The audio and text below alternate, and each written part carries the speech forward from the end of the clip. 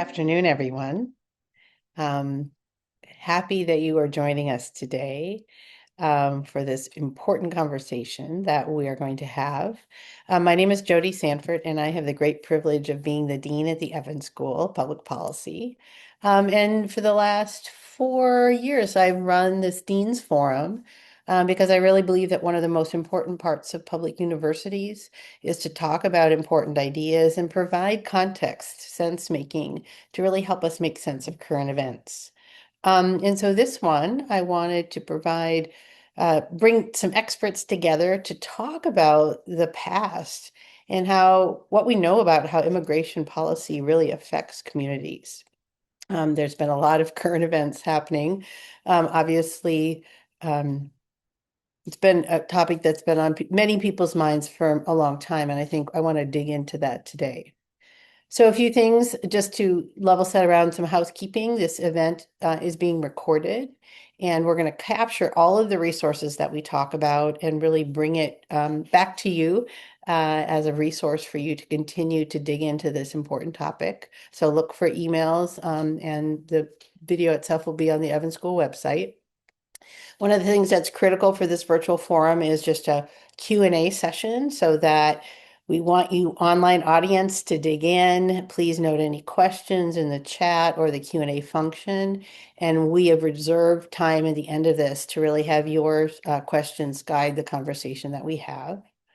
And so I want to just frame this question a little bit before I introduce our esteemed guests. Um, in the last few months, we've been seeing very clearly different strategies for enforcing immigration in the United States. We've seen in Los Angeles, Chicago, Maine, and in the last few months, obviously, there was this surge of immigration and custom enforcement in Minneapolis. It's important, though, to realize that this issue about immigration that we're seeing in the United States is really something that's happening around the globe. And in fact, one of the things we know from history is that there are these moments in time when a lot of people start moving around the planet. And when that happens, it puts pressure on policies and systems. And in this country, one of the things we often think about is Ellis Island, which actually didn't open until 1892 after there were many, many immigrants that had come to North America, to the United States.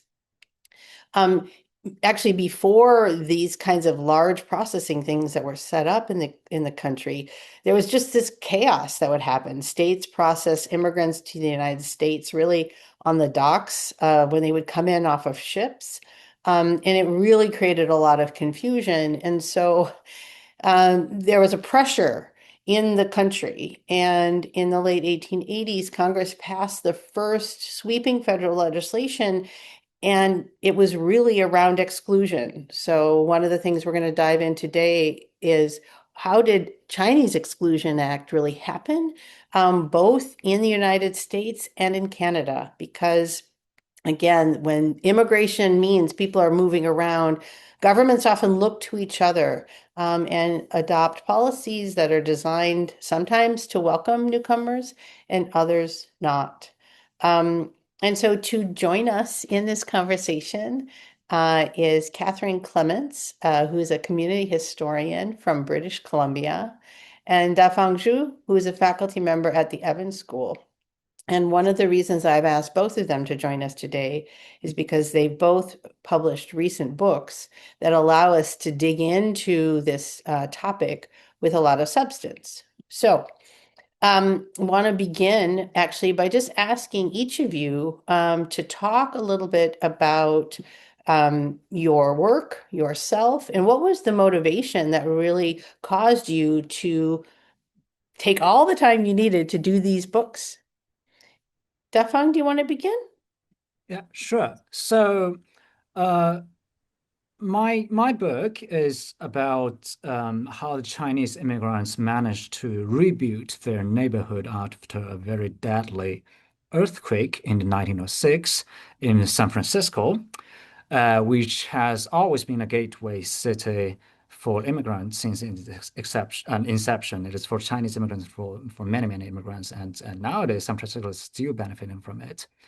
and how the neighborhood reconstruction process back in the 1906 interacted with American immigration policy at the time. So, personally, one straightforward motivation is that I came from China. So there is a lot that I can relate. But professionally, it is also very relevant to my work as well because it is about American policy, and I follow the idea that, and it's becoming more and more prevalent recently, that this history is not only about Chinese American history or Asian American history, it is just about American history and as a whole. So many demographers and urban planners, and I am one of them as well, believe so because Chinese and Asian immigrants constitute a significant proportion of the American population. But I'm also from the policy school, and from this perspective, from the policy and administration perspective, the many, many specific policies targeting Chinese immigrants became the predecessor of the American immigration policy that happened not that later. So in the next few years, in the few years after Chinese immigration restriction laws, you could see that immigration policies targeting many, many other immigration groups as well. So it is not only about my demographic identity, but it is also related to my broad research that focuses on the US. That's great. We're going to dig into some of those themes. But Catherine, introduce yourself. Yes, so Catherine Clement, and I live just north of Vancouver, BC. And my mother was Chinese, my father was white, so I'm grown up mixed race. But interestingly, with very, very little understanding of the history of Chinese in Canada, because we were actually never taught much about what the Chinese did and their contribution to Canada, and also what they endured. And I'm not an academic historian. I fell into all this work quite by accident. And I also fell into this project. The Paper Trail is a book, but it's a result of an over 5 year national project that I created and undertook to commemorate the 100th anniversary of Canada's Chinese Exclusion Act. And just by way of how I came upon this, I was interviewing Second World War veterans, and many of them were Chinese. And I began, they would always tell me they were, born here in Vancouver, or born in Toronto, born basically in Canada.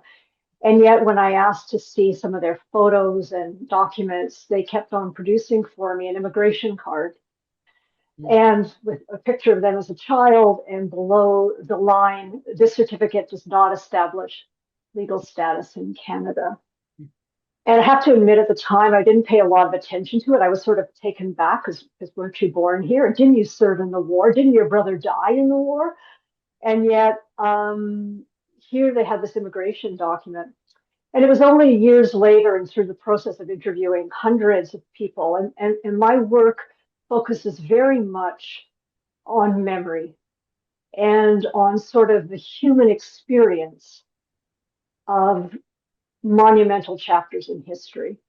And so at the time, I was interested in their experience of war, but it turned out to be this bigger topic of Chinese exclusion and what happened here. And because it was never talked about within the Chinese community, once it was over with, no one within a single generation, the story of Chinese exclusion and the story of the experiences and the heartache and the pain and tragedies that people went through because of that act, which was on the book for a quarter century, had all gone silent, been forgotten.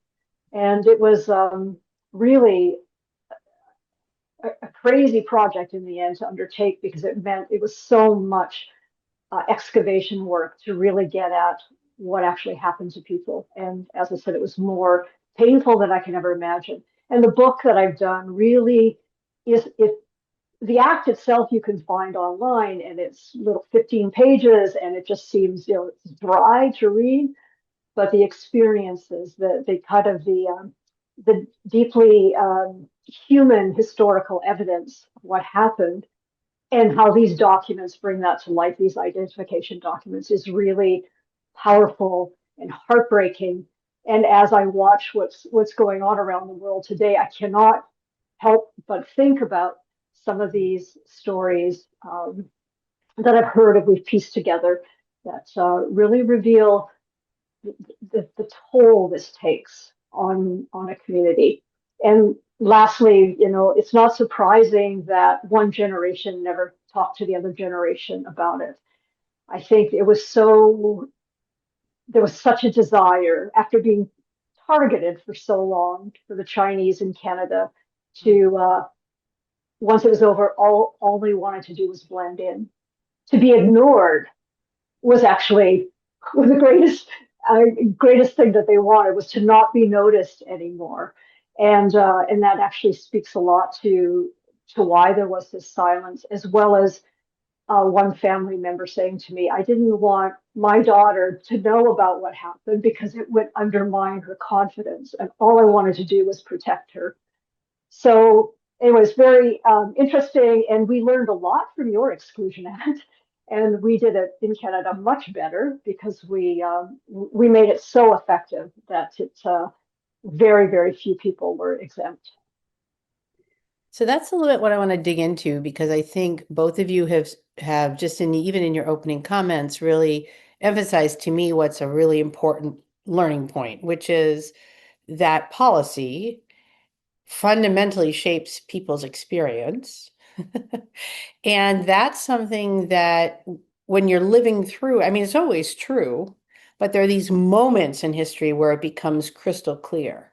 And so I think, to me, it's been interesting to realize in the field of immigration, there is in these countries this kind of espoused value of we're a nation of immigrants, not adequate policies or policies that are broken, which create confusion and create this way of being in a system. And then it kind of erupts either in violence or exclusion or the kind of mobilization we're seeing now in the United States and other parts of the world to extract people from a system that their lives have actually been just formed by the lack of clear policy. And I think that's similar to some of the key pieces when we're looking back 150, 100 years ago. So can we talk a little bit about what is this kind of history that the United States passed, as I said, this first large immigration policy, which was to exclude. Dafeng, the date of that is 1882, is that right? Yeah. And then the Canadians watched, and 40 years later passed one that, Catherine, you're saying was even more extreme and brutal. Yes, very So, effective. so what are some of the key pieces in that timeline that might be relevant as we think about this time? I was going to just mention something. I don't know what it was like in the States, but here in Canada, in 1882, you bring in the Chinese Exclusion Act, but in Canada, in 1885, just as the railroad is completed, in which hundreds and hundreds of Chinese came to help build it, there was a head tax. So we put in a head tax. It doesn't seem like a lot of money, but at the time, the value of that money was significant, like 2 years worth of full-time wages. Um, but when that, and then they would they kept on raising the head tax, hoping that that would prevent more Chinese from coming, or from families coming, especially didn't want children here. And yet it's still, people are still coming in. And there's a famous newspaper headline from actually a BC newspaper in 1922, which says, must ban Orientals completely to save BC for the white race. Like, that is the headline. There is no couching what the intention is behind the advocacy of the law. And in fact, British Columbia, your neighbor to the north, was the big advocate for the head tax and the Chinese Exclusion Act. We were the deep south of Canada in terms of our policies towards our Indigenous people and towards Chinese and also people of South Asian descent. But that's November 1922. But by July 1st, so Canada's birthday, just like your July 4th, so July 1st, 1923, only Chinese are chosen. So there's this sense of the Chinese community, like, just why us? Now, a lot of it had to do with population, how many were here. But, there was, I think, just continuing over time, the sense of Chinese being aliens, Chinese not fitting in. You can't fit in. And we really want to establish communities that are white. And so to me, the irony, though, of all this is that, and I was reading this about a year ago, that your birthright citizenship, um, a piece, the establishing birthright citizen was actually a Chinese person that was the court case that actually led to that decision. So it's fascinating. But yeah, I just feel that there's this sense that there were too many of us. We were still coming in, and we were too different at a time when differences were even most noticeable. And if you want to establish a mainly white community, um, or white Canada, then this group, who you have a choice to let in or not, is the ones that you want to try to block. Mhm. So, Yeah. Dafeng, how does that resonate for the United States? Yeah, so in many ways, the United States was like, the influencer of the policy making for Canada, unfortunately, and I really heard a lot of common things, like, for example, an economic discrimination, like the head tax, which was actually imposed as early as 1849. So it was when San Francisco just became a burgeoning mining site. And initially, it was for all the immigrants, but later, most immigrants, and you can imagine white immigrants, were excluded from the tax policy, not really for the Chinese immigrants. And that was the very, very early example of the such kinds of immigration. And in the next few decades, you could see that the American immigration policy covered many, many aspects of the daily lives of Chinese immigrants, and mostly through the several aspects that we probably are quite familiar nowadays, either in history books or even today's debates. For example, the rejection of pathway towards citizenship, and for example, like economic discrimination through, for example, the tax, through the restriction on occupations, and maybe family-related discrimination, like the restriction on intermarriage and restriction on the immigration of Chinese women, and education-related discrimination in the forms of, for example, school segregation. Um, but I do want to note one thing that is beyond the policymaking, and this is something that I researched in the book. So many times, the construction process of Chinatown was related to the interaction with the policymakers. So it is a story about policy and administration, but it is also about the ordinary people. And the immigration policy was fairly structured, but it kind of generated a much broader uh, social trends and the ideas of how we treat immigrants. And many times, such things are the most harsh treatment for the immigrants and in the Say more US. about that. Say more about that in relation to space, in the spatial construction of this. Because I know Vancouver also has a at one time, very vibrant Chinatown. So how is that space important, Dafeng? So I think it depends on the the size of the ethnic neighborhood. And very unfortunately, if we look at the American West, there are quite a few Chinese settlements, and opposed to many people's impression about how Chinese immigrants were negative because they segregated themselves. They were actually not very segregated in the American West, but that was eventually becoming the reasons why Chinese immigrants were so easy to be physically removed. Their settlements and in themselves were physically removed because there were just not that many people, and they seemed to be fairly integrated. And one reason, ironically, that San Francisco's Chinatown could survive because it was just too big to fail because of the size, because of the social network, because some of the Chinese immigrants could lead the entire community to to kind of fight against the discrimination, fight against the local policymakers that were not so friendly to them. So this is one important lesson that I learned from looking at historical archives in San Francisco, and definitely in Vancouver. People can relate to this as well.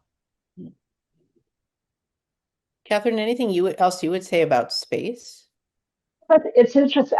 And again, I don't know the American experience as well, but here, if it wasn't federal legislation that made it difficult on the life of the average Chinese Canadian, it was also provincial, or what would you be, state legislation, as well as local legislation. So there was a sense here, not so much in Eastern Canada, where there are fewer Chinese and they're more diffuse, but here in Victoria and in Vancouver to some degree, that there was the sense you weren't allowed to live anywhere else. That was actually, there were bylaws on the books that you were really very much ghettoized.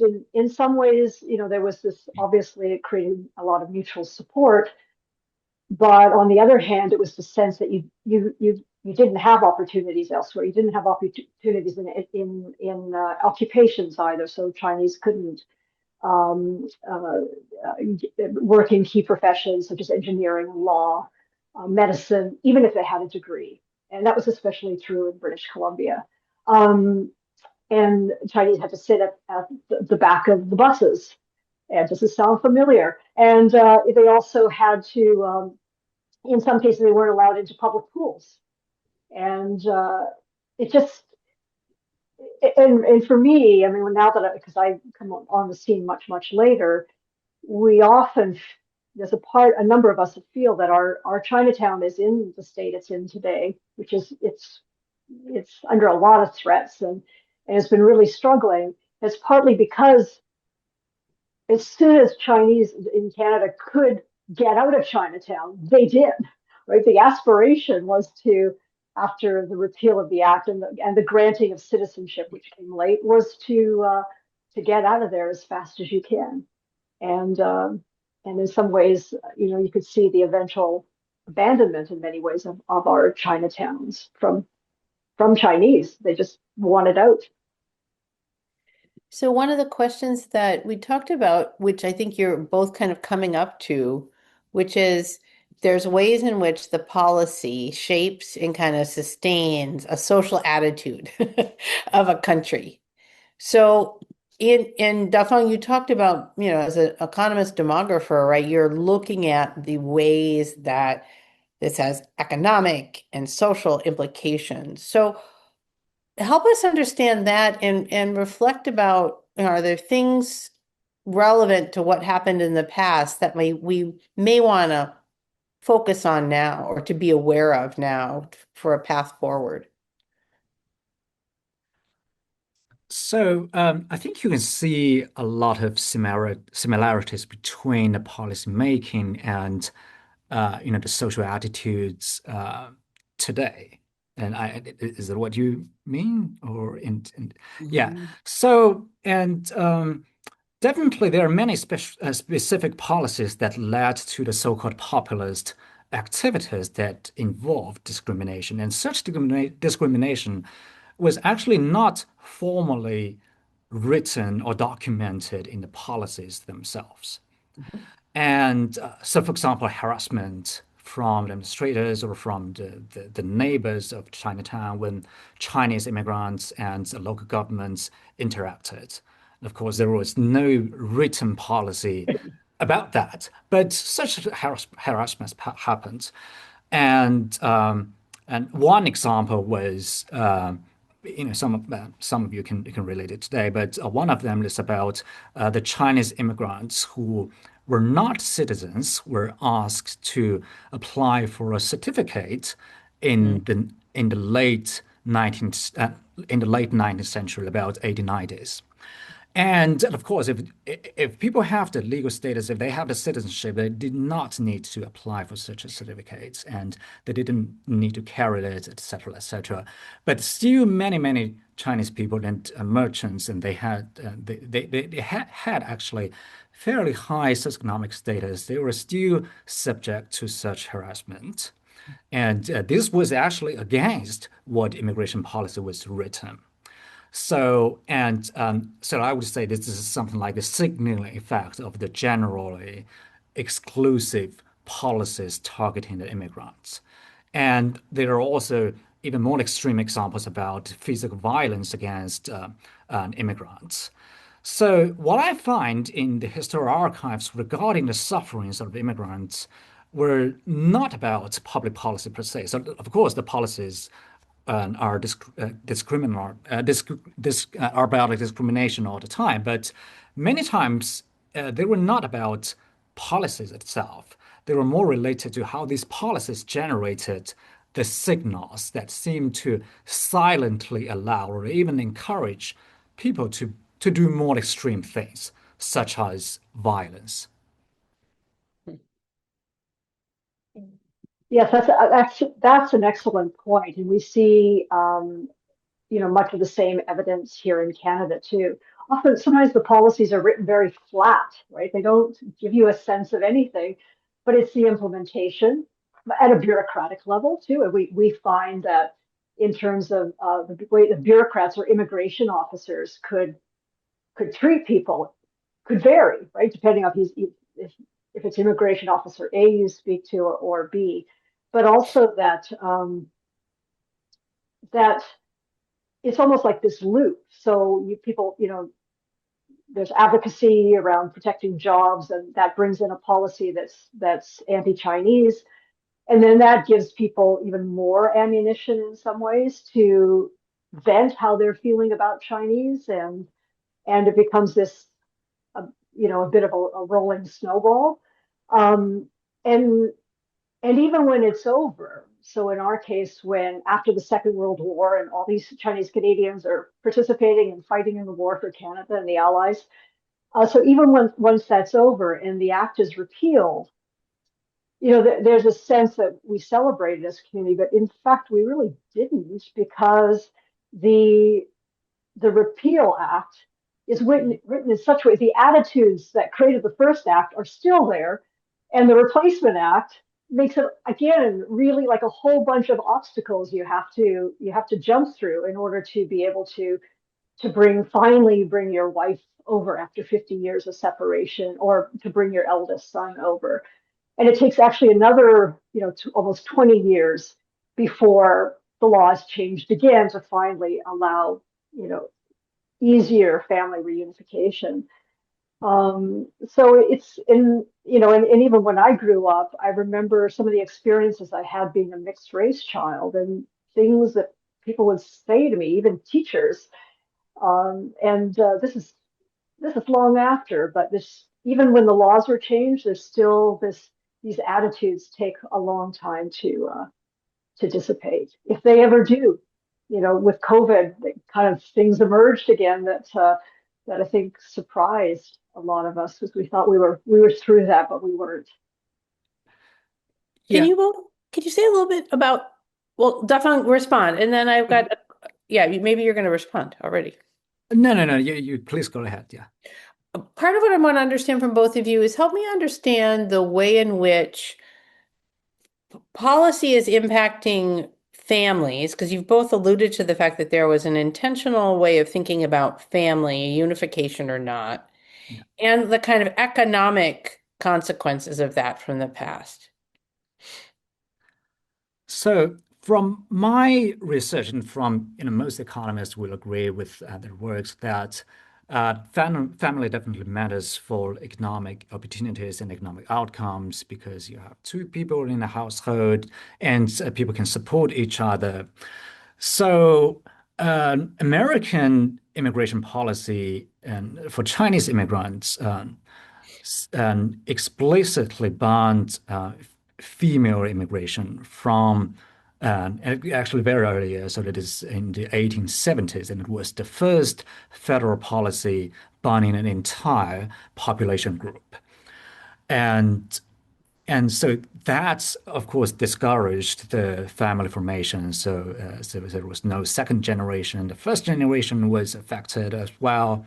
And there was huge economic implications because we can compare those who secretly bring their wives and daughters to the United States, and you can compare their economic outcomes, and there is just huge difference. And it's not about, of course, it is not about income. It is also about other measures of social assimilation.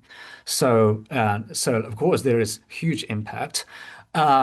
And ironically, the passage of such policies banning female immigration were partially because of the Americans' emphasis on the family value, because they saw that and Chinatown was largely a bachelor society, and there were mainly men working in manufacturing, and there were not so many women. So that was one of the main drivers behind the policy banning female immigration.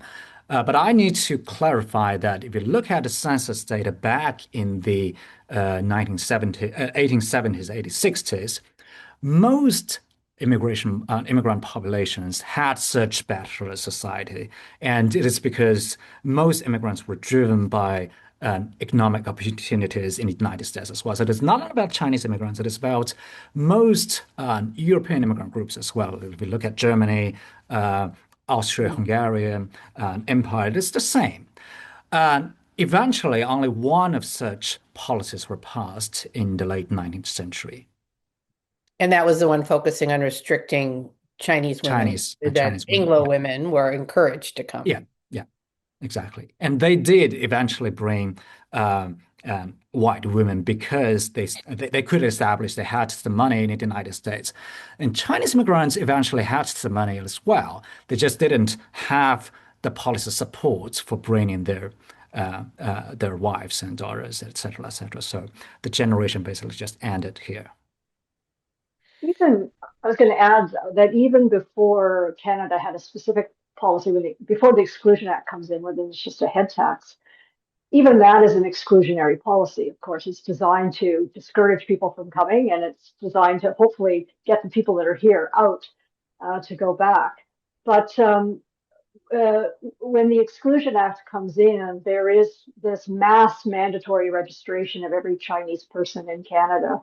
And that includes the Canadian-born children. There's a whole series of new ID documents that are created as a result of that.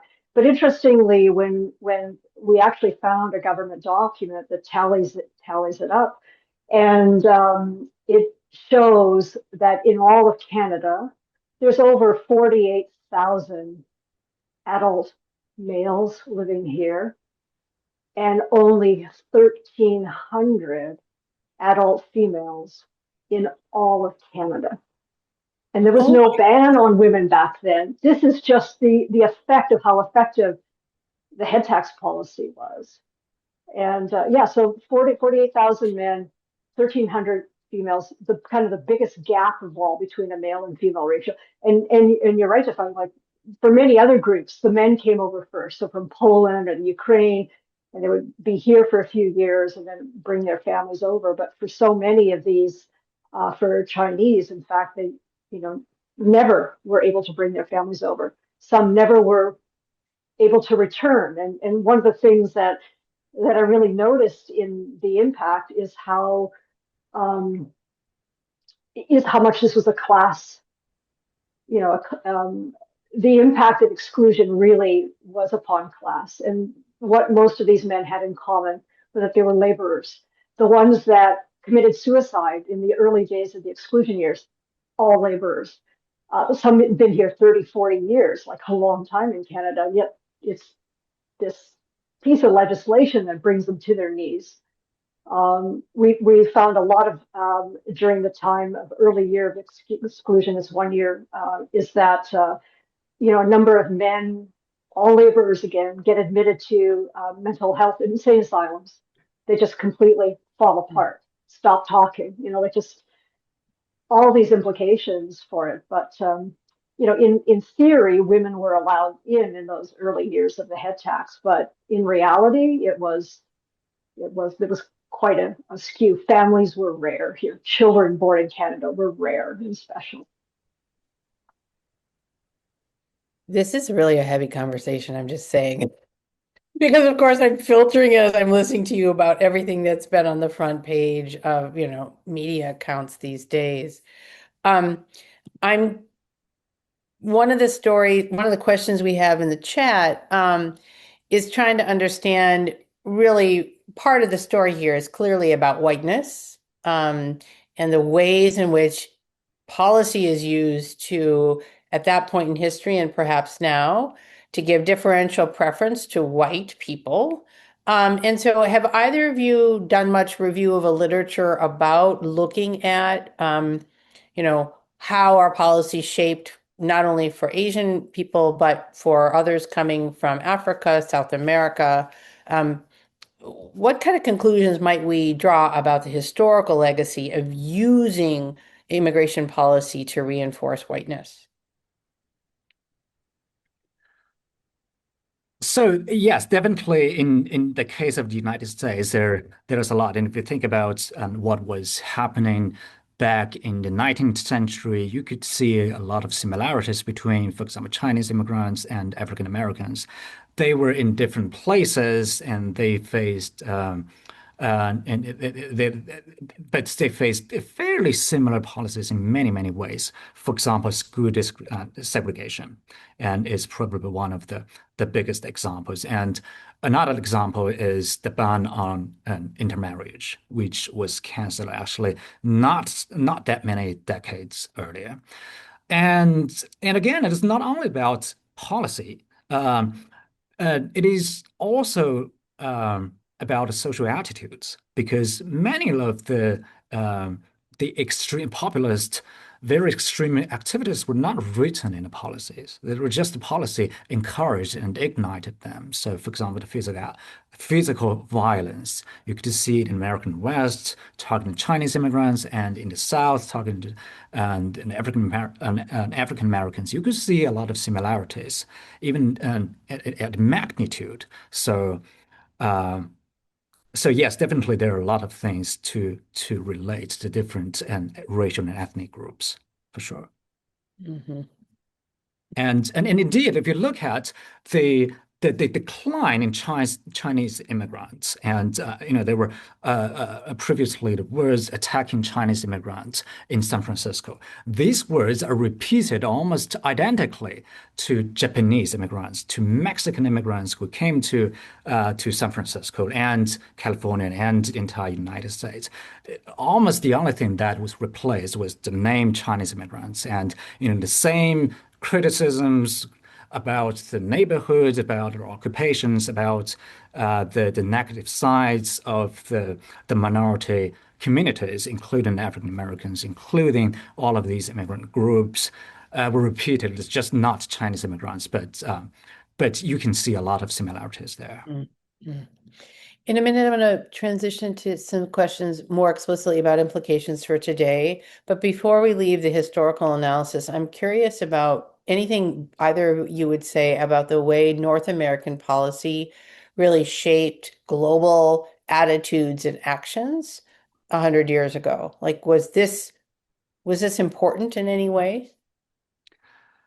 So on the one hand, America is one of the biggest countries in the world and is arguably the most influential country in the world. So even if we're mainly talking about like domestic public policy, it may influence other countries' public policy as well.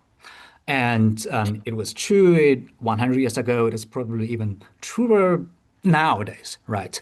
So because the world is much more connected and you can see what is happening regarding the policy making. But I would say that it's also about foreign and global policy as well. If you, at least if we look at the history archive, the world is very connected and it was already fairly connected at the turn of the 20th century. If you think about trade, if you think about, for example, international banking or scientific collaboration. And indeed, when the American policymakers passed the Chinese Exclusion Act, there was a boycott. There were many waves of boycott of American goods in China. And similar things happened in other countries as well. And there were a lot of diplomatic tensions regarding immigrants. And again, it is not only about Chinese immigrants. And Chinese government played a big role in negotiating with San Francisco's Chinatown Mm. and the reconstruction. And you could see that many times the American policymakers would decide that were uh, uh, unfortunately not in the legal status to deny Chinese immigrants requests. So they were the losing side. And this happens in many other for many other countries like as well, Japanese governments and many European governments. So on one hand, America is likely influenced, and we see the example that Canada is following the United States 100 years ago. But on the other hand, it is also about the global policy, the foreign policy from America's perspective, and eventually it did not really benefit the U.S. as well. What you just said also reminds me of what you were saying a couple minutes ago, which is like, I think Catherine, you said this of like it signals what's acceptable, right? Yeah. Kind of in the public domain. Like if you can otherize people enough, then it justifies a whole bunch of other rhetoric and action by other state actors. But it's pretty profound. Exactly. In some ways, we're seeing that again too. So history always comes around, it seems. But no, nothing is new, and we repeat it. We repeat it. So, are there other particular lessons? Dafeng, you haven't talked much about assimilation, and yet I know that's a big part of your work. Yeah. Anything you would offer to the group about the importance of that dynamic? Yes. So I think there are two things I wanted to talk about assimilation, at least from my book. Um, and one thing is that assimilation was kind of the key theme behind Chinese Exclusion Act. And previously I talked about family value and the family formation, and we also talked, and many people are also talking about, for example, English skills.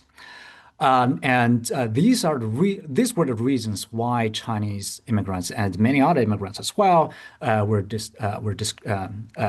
facing discrimination. And it is not even only about non-white populations. If you look at Italian immigrants, so they had the same they faced the same difficulties back then. But many of the policies were paradoxical in the sense that these immigration policies actually discouraged immigrants to assimilate. For Hmm. example, segregation, we don't have that anymore, but school segregation was one of the major examples. And the ban on intermarriage and the occupation barrier, et cetera, et cetera. So And these can I leads. just ask a point of clarification, Dafeng? Do you think that those kinds of policies are primarily around economics, so trying to constrain economic success, or is it mainly about social concerns? I think both. And if you look at the historical debates on it, there are kind of two keywords. The one keyword is, of course, competitions. That is more about economic opportunities. And another one is more like a descriptive and a metaphor. It's called contamination. So the policymakers were worried that well, maybe Chinese students will contaminate the white kids at a school, etc., etc. And on the other hand, they also said, well, Chinese students or immigrants did not speak English, and that's the reason for us to to exclude you from this country. So there are a lot of policies that are paradoxical, but on the other hand, I do think that both the economic and social aspects played key role in the debates on immigration policy.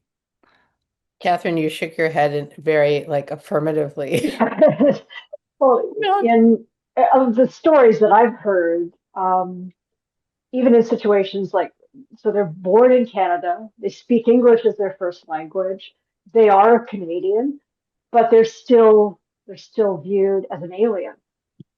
And the example was during the Exclusion Act when it first was introduced and they registered everybody. That's when these cards were given to these Canadian-born children that says, you have no legal status in Canada. It was a way of transferring exclusion over to a new generation born here.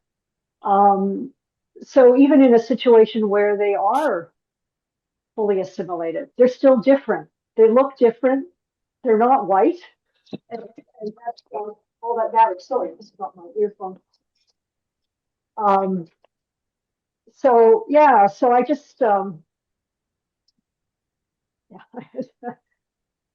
that's my only comment on that.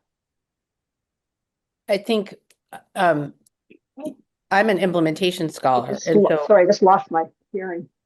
you got it back? I got it back now. Sorry. Okay. Yeah. I'm a scholar of policy implementation, and so I think one of the things that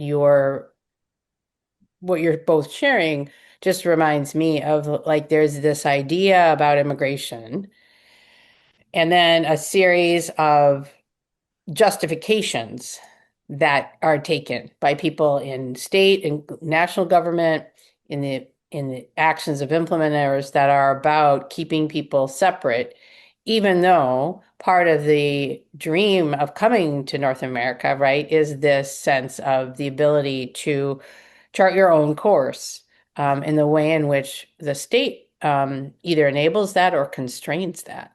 It's very profound. I wanted to add something else though too, and it came home in another project that I did, which was collecting private community photographs. And one of the things that I heard was I had found this photographer.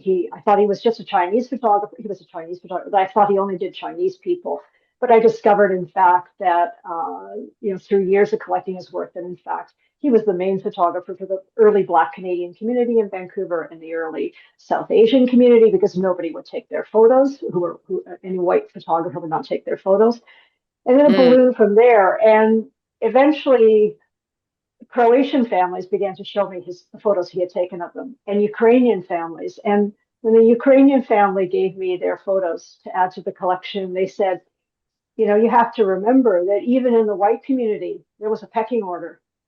And us Ukrainians were at the very bottom of that pecking order. We were considered, the real peasants of Europe. So even though we were welcome here, we're still at the bottom. And it just reminds me there's always a pecking order. There's always somebody near the bottom. It changes over time, depending on what's happening and circumstances, but it just seems to be that it's a reoccurring theme in immigration in both our countries and probably everywhere, really. So if it's a theme, one of the ways that policies can intervene is to try to disrupt that theme, right? To try to actually use the state to advance equity. Are there any examples in the history of immigration policy, Dafeng in particular, because I know you study the whole thing, where that is actually been achieved, where policy is actually being proactive? Or is that my that goal that doesn't have much historical evidence to Yeah, support? I'm sorry, could you like repeat and answer again? Answer question again? I think as I've been listening to what you've been offering, I've been realizing that policy can do what we're talking about, which is to Yeah, keep people separate, keep people yeah, restricted, but policy can also advance equity. yeah. And so I guess have there been examples in immigration policy where the state has actually tried to do that? So, Yeah, I think that's a hard question. And if you make a comparison, and actually, this is a point that we wanted to bring a closing remark. But now that and since you have already mentioned that, I think it is a good comparison between the old time and today. And there's also a good comparison between my research and our colleague Jake Victor, who is focusing more on the modern side of immigration. Mhm. And um, so the key point is that assimilation takes time, and it doesn't happen overnight. And if you do not have school segregation, then assimilation will be faster. If you do have such a policy, then assimilation will be slower. And if you compare today's public policy, then 100 years ago. And today's policy is not perfect. Today's immigration policy is definitely, having the room for improvement. And that's the reason why we have this panel. Uh, but it is definitely better than 100 years ago. And you can see how Jake's results are very different from mine. So he demonstrates that the process of assimilation is much faster than 100 years ago. So immigrants are assimilating much faster. So I don't know whether it's a positive side of, the policy. It is more like a very general social trend that school segregation is no longer acceptable. Uh, and I don't know whether it's just, a very natural process or the policymakers want to do something good. Um, so back then, I don't think it was very easy because the national trend was just to have the attack on immigrants. But if you take a look at a longer trend and do some analysis, and if you look at the numbers, you could see that a better policy would lead to better outcome for sure. Well, one of the questions in the chat is related to this too. I mean, are there any historical examples or moments when cultural diversity that was brought by immigration was recognized to be Yeah. positive?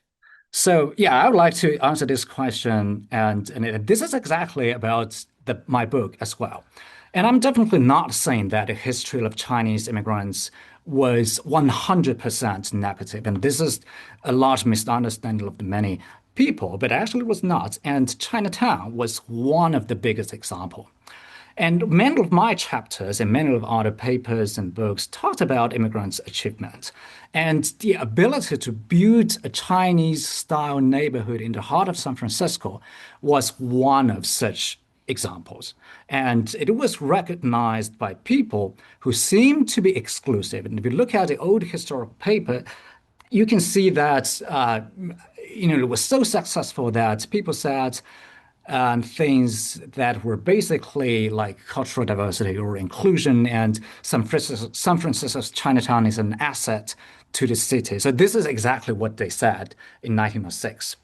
And like we beat LA because we have such a good Chinatown. Uh, Los Angeles doesn't have that. So, cultural diversity and inclusion seem not to be the words that would appear in the early 20th century, right? It did happen, and it happened a lot. And San Francisco Chinatown has long been the landmark, and even today, and it's the landmark of the city. The problem, though, is that with immigration policy, is that such recognition didn't really affect policymaking or the social attitudes overall. So it affected the social attitudes toward the neighborhood itself, but it mm. didn't really affect the policy making. It didn't really affect the general view on immigration. So the appreciation of a specific neighborhood and the general idea about immigration restriction and inclusion moved along two independent paths. It's really interesting to me because I think about, in my professional life, we have known in the United States that we had a very broken immigration system. I've always wondered, well, why wasn't there action? And I think you're suggesting that this kind of ambivalence around the role of immigrants in society and in our economic well-being fuels kind of a policy avoidance, perhaps. Catherine, in the chat, there's a specific question to you about the recent passage of immigration policy in Canada around citizenship, implementing citizenship by descent. Mhm. and wondering if that's a pro-immigration stance for Canada or not. Part of the person is talking about the lost Canadians. If I'm not too sure what what that person's referring to here. Sorry, I Okay. can't barely read it on this laptop. Um, It just, the person was saying that they don't know the details, but that they've recently implemented citizen by descent. Is it yes, representative? I think that was. I know it as the lost Canadians, and that took years.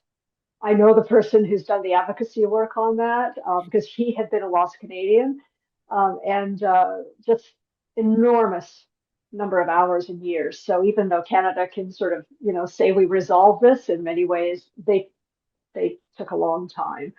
And Canada's immigration policies, in some ways, the attitudes that are happening in the U.S. are happening here at a different level, and especially around migrant workers or temporary foreign workers or foreign students.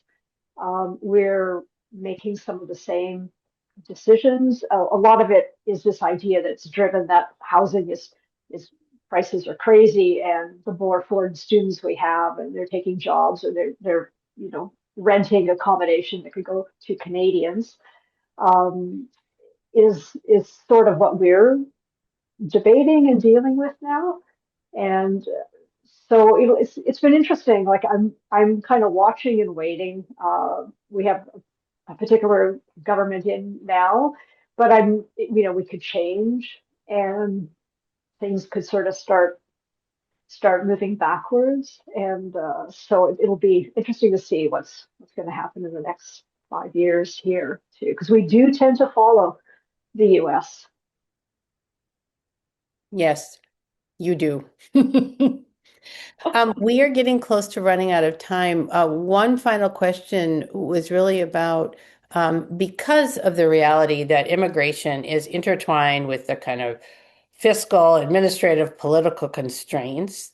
People are wondering if you have any point of view about how policies in countries with high migration rates can design immigration policies that expand opportunities, but allow for growth that's inclusive and really maintain public trust among residents. Dafeng, I think this is maybe a question for you. Yeah. So if you look at European countries, for example, and you can see some examples. There are policy debates, but there are also many, many papers showing that immigrants, in contrast to the general idea that, for example, the refugees led to higher crime rates, people didn't really find such an empirical evidence, and in contrast, find the economic benefits of immigration as well as the fast assimilation.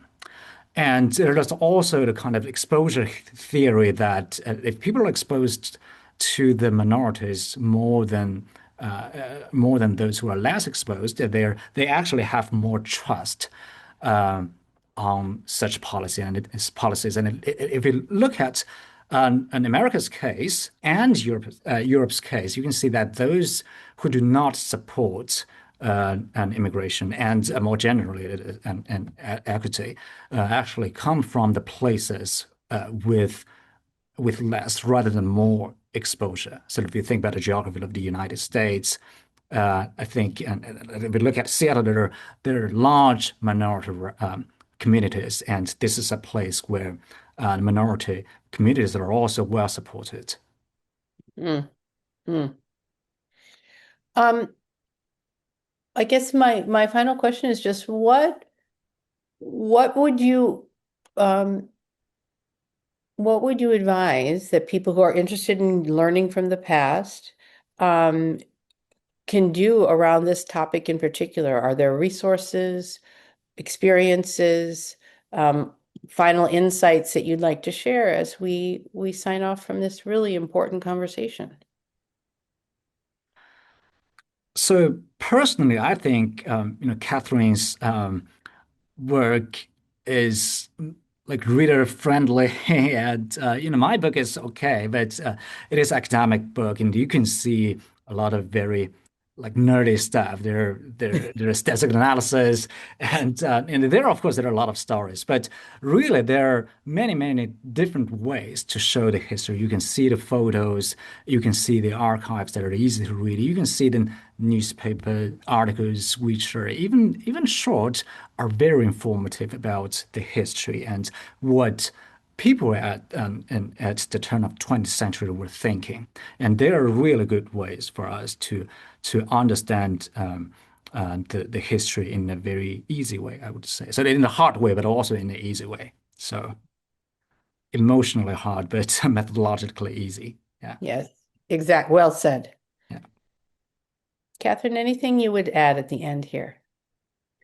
No, no, well, just that I think after having gone through this big project, and I've said this to you before, that this was a project that fundamentally changed me as someone who kind of ignored being Chinese Canadian and just didn't really think a lot about the history that I'm actually attached to. But on the other hand, it also reminded me so much that when immigrants are given an opportunity of how much they can excel and how much they can contribute. And I think, especially the Chinese community here, who never spoke about any of this, and as I said, it's not taught in school. They made a beeline to integrate, but they also made a beeline to really find ways to contribute. So that next generation goes on to be some of our leading scientists and cardiologists, and not so much in politics, which is interesting, and not so much in entertainment, because that's kind of like out there, but in many of the fields in academia, of how much they're now contributing, and that happened within a single generation after finally being released from all these laws that impeded their contributions to Canada. Well, I think on this topic, we have to always be in learning mode and just really humble about the way that policy and social experience and economics intersect. So, thank you both for taking the time and bringing your expertise to our community. It's really important to me and really just a joy to be able to be in discussion with you. So, thank you very much. Thank you. Thank you. Thank you for inviting me. Bye, Spoke a little everybody. out of my Thank depth. you. We'll send you resources. Bye, everybody. Thank you.